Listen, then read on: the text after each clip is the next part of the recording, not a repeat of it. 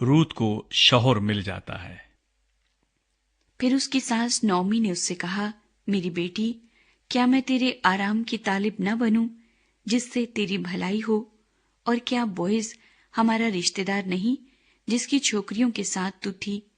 देख, वो आज की रात खलियान में जौ फटकेगा, सो तू नहा धोकर खुशबू लगा और अपनी पोशाक पहन और खलियान को जा, और जब तक वो मर्द खा पी न चुके तब तक तू अपने तई उस पर जाहिर न करना।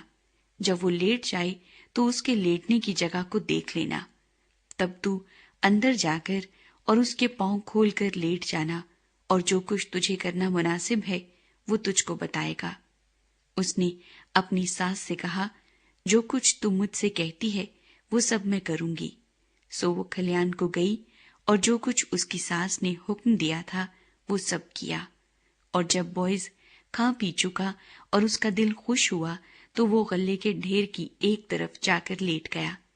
तब वो चुपके चुपके आई और उसके पांव खोलकर लेट गई, और आधी रात को ऐसा हुआ कि वो मर्द डर गया, और उसने करवट ली और देखा कि एक औरत उसके पांव के पास पड़ी है।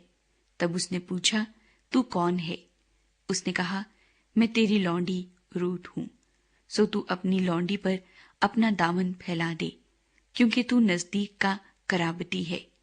उसने कहा, तू खुदावंद की तरफ से मुबारक हो, ऐ मेरी बेटी, क्योंकि तूने शुरू की निस्बत आखिर में ज्यादा मेहरबानी कर दिखाई, इसलिए कि तूने जवानों का, खा वो अमीर हो या गरीब, पीछा न किया।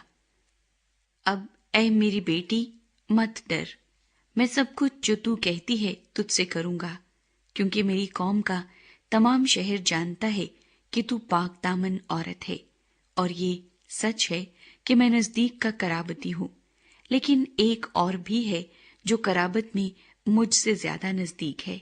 इस रात तू ठहरी रहे, और सुबह को अगर वो कराबत का हक अदा करना चाहे तो खैर, वो कराबत का हक अदा करे, और अगर वो तेरे साथ कराबत का हक अदा करना न चाहे तो जिंदा खुदा की कसम है, मैं तेरे साथ कराबत का हक अदा करूंगा। सुबह तक तो तू लेटी रह। सो वो सुबह तक उसके पांव के पास लेटी रही, और पेशतर इससे कि कोई एक दूसरे को पहचान सके उठ खड़ी हुई, क्योंकि उसने कह दिया था कि ये जाहिर होने न पाई कि खलियान में ये औरत आई थी। फिर उसने कहा, उस चादर को जो तेरे ऊपर है ला और उसे थामे रह। जब उसने उसे थामा तो उसने जौ के 6 पैमाने नाप कर उस पर लाद दिए। फिर वो शहर को चला गया। जब वो अपनी सास के पास आई तो उसने कहा, ऐ मेरी बेटी, तू कौन है? तब उसने सब कुछ जो उस मर्द ने उससे किया था उसे बताया, और कहने लगी कि मुझको उसने ये 6 पैमाने जौ के दिए, क्योंकि उसने कहा कि तू अपनी सास के पास खाली हाथ ना जा। तब उसने कहा, ऐ मेरी बेटी, जब तक इस बात के अंजाम का तुझे पता न लगे तू चुपचाप बैठी रहे, इसलिए कि उस शख्स को चैन न मिलेगा जब तक वो इस काम को आज ही तमाम न कर ले।